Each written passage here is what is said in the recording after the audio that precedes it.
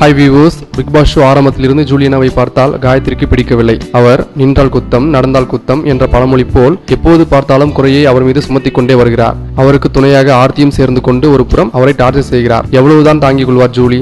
பாவம்.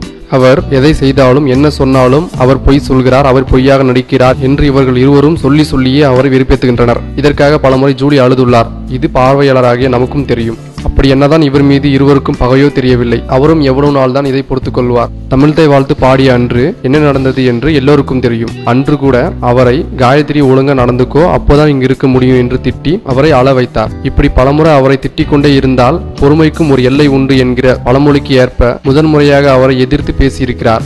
ஆம், நேற்று வெளிவந்த புரோமோவில் ஆர்த்தி ஜூலியை பார்த்து நீ டிஆர்பிக்காகத்தான் நடிக்கிறாய் என்று சொல்ல, அவரும் தன் பங்குக்கு எப்ப பார்த்தாலும் என்ன ஃபேக் என்று திட்டுறீங்க என்று ஆவேசமாய் பேசிய ஜூலி ஒரு கட்டத்தில் நானும் மனுஷன்தான், எனக்கும் அழுகணும்னு தோணுச்சு நான் அழுவேன், சிரிக்கணும்னு தோணுச்சு நான் சிரிப்பேன், இதுதான் நான் என்று முதன்முறையாக தன் எதிர்ப்பு குரலை உயர்த்தி பேசினார். கடைசியில் ஜூலி கேமரா முன் நின்று நான் பிக் பாஸ் வீட்டை விட்டு இப்போதே வெளியேறுகிறேன் என்று மிகவும் மனவேதனையுடன் கூறிவிட்டு பேக் செய்வதாக செல்கிறார். இங்கு வந்துள்ள அனைவருமே பப்ளிசிட்டிக்காக ஆசைப்பட்டு தான் வந்துள்ளார்கள். இதை யாராலும் மறுக்க முடியாது. அப்படி இருக்கும்போது ஜூலி என்ற தனிப்பெண்ணை மட்டும் குறிவைத்து தாக்குவது ஏன்?